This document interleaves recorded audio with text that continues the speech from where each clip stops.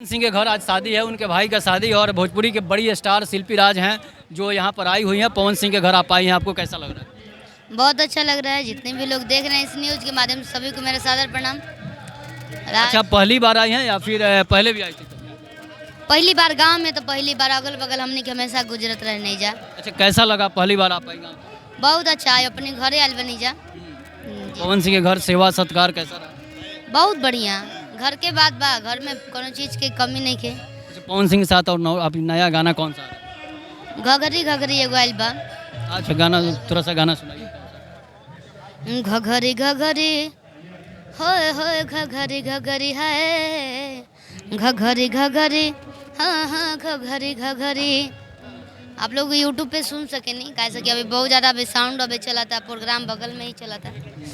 तो अच्छा, आप गाना जब शुरू में गाई थी तो सबसे पहला गाना कौन सा?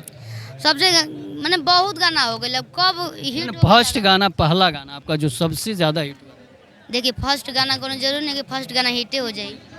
केहू के हिटे हो जाला, केहू के ना हिट हो। हमार फर्स्ट गाना हिट नहीं खे और गाना गा के भुला गए नहीं कौन गाना गले रही। लेकिन जौन गाना फर्स्ट ये जो थोड़ा सा धीरे धीरे धुधुकल गाना रहे लीची वाला प्रमोद भैया के साथ, तो लीची वाला गाना बाजल ओकर बाद से ढेर गाना बजली सब भैया के साथ। अच्छा, भोजपुरी में जो होता है कि जैसे लड़कियों के का जो लड़कियों के साथ जो व्यवहार होता है वो कैसा रहता है? बहुत बढ़िया रहता है, कौन कौन सा? देखने का नजरिया है लोगों का। हाँ, अच्छा, फिल्म कौन कौन सा रहा है आपका? मेरा फिल्म कभी नहीं फिल्म में गाना जो है, गाना आ रहा है, गाना बहुत सारा आ रहा है। फिल्म में गाना कहीं के फिल्म में गाना बहुत सारा गाना होता। और फिल्म में भी हर जितना भी लोग बाटे, भैया खेसारी भैया, पवन भैया के भी, कल्लू भैया के भी फिल्म में, सबके फिल्म में गाना होता है। चिंटू भैया के, यश मिश्रा भैया के, तो साथ साथ एल्बम के भी तो आप लोग ढेर सारा प्यार देते बनी, बाकी ऐसे ही प्यार बरसे ले रहे। खेसारी लाल यादव जी के साथ कौन सा गाना आ रहा है? भैया के साथ अभी गाना पायल वाला गाना अभी बाजता है, राजा पायल उतार द आवाज करता। ज़्यादा गाना भाई सब भैया के साथ। अभी कोका कोला गाना एगो चलाता है, वो चलाता है भैया के साथ। अच्छा, भोजपुरी में विवाद क्यों हो जाता है? बार बार विवाद होता है, कभी पवन सिंह में, कभी खेसारी लाल यादव। परिवार में विवाद होला तो भोजपुरी एगो परिवार है हमने के, तो जगह घर में हमने के विवाद हो जाला, झगड़ा हो जाला, परिवार है में विवाद होखल जरूर रहेला। अच्छा, आपके साथ भी हुआ है कभी? आपके साथ नहीं होता है? हमारे साथ नहीं होता है।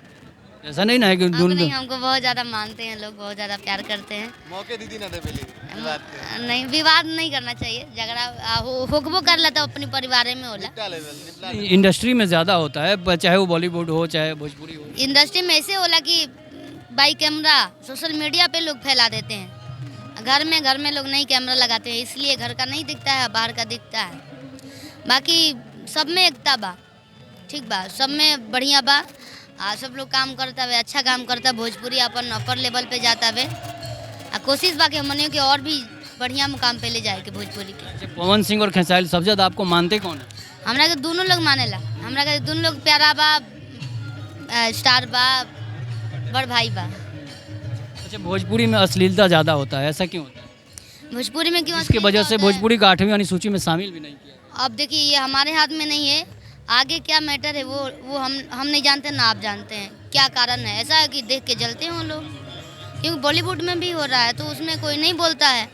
अब भोजपुरी को कोई भी आंख दिखा देता है। अच्छा गाना आ रहा है, अच्छा गाना नहीं लोग सुन रहे हैं, ऑर्केस्ट्रा में बज रहा है, असली गाना लोग बजा रहे हैं। तो अच्छा पड़ोसेंगे, अच्छा सुनेंगे तो अच्छा ही दिखाई देगा। हम लोग को दूर दूर तक नहीं गाना खराब दिखता है, हम लोग अच्छा गाते हैं, अच्छा सुनते हैं और अच्छे हमारे श्रोता लोग हैं। तो आप लोग जातिवाद गाना भी बहुत ज़्यादा लोग गा देते हैं। बहुत लोग आवता, लेकिन जातिवाद ना, हमने के हिंदू धर्म बा, तो हमने के हिंदू बानी जा, तो हमने के इहे बा जात बिरादरी की करे करने कहा आगो एगो अपनी जात खातिर लोग बड़ाई खातिर गा देला, वो दूसर बात बा। लेकिन अब कंटिन्यू गावा ये गलत बात बा। इसलिए कि जातिवाद जो है, जातिवाद नहीं गाना चाहिए। इसलिए कि आप देखे होंगे जो पहलगाम में हमला हुआ है वो जाति नहीं धर्म पूछकर हमला हुआ है। इस पर आप वही तो धर्म हमारा हिंदू धर्म है, हम हिंदुस्तानी हैं, तो हमारा कोई वो ही नहीं होता है। हिंदू एक तो हमारा खुद ही बंटवारा हो गया, हम लोग खुद हैं, तो इसमें जातिवाद करने की क्या जरूरत है? कलाकार हैं, कलाकार को सभी जात के लोग, सभी कास्ट के लोग सुनते हैं, तो कलाकार को जातिवाद कभी आपका सबसे ज़्यादा हिट होता है सैड सॉन्ग? कोई एक सैड सॉन्ग आप हमको सुनाइए। अभी फिलहाल में हमनी के बानी जा जो कहरी पवन भैया के छोट भाई के तिलक बाटे और बगल में म्यूजिक बाजा था। तेबरा गावल उचित नहीं खे, बाकी नहीं मेरे माइक में साउंड नहीं आएगा, मैंने डायरेक्ट केवल आपका वो अलग सुर बाजता घर वाला है। साउंड नहीं आएगा। क्या महाराज आप भी हद कर रहे हैं। चेहरा गोर तू लेके काला काम करेला। बाद में कोई फिर इंटरव्यू लिया तो गावल। अच्छा, हमारे चैनल के दर्शकों को क्या कहें? रोर न्यूज़ के श्रोतागण जितना भी लोग देखे वाले बा ये चैनल के सब्सक्राइब करी, लाइक करी और ढेर सारा संख्या में प्यार दी और शेयर करी। अच्छा लागल वीडियो तो धन्यवाद। चलिए आपका बहुत बहुत धन्यवाद। तब तक के लिए नमस्कार, जय हिंद, जय भारत, जय श्री राम।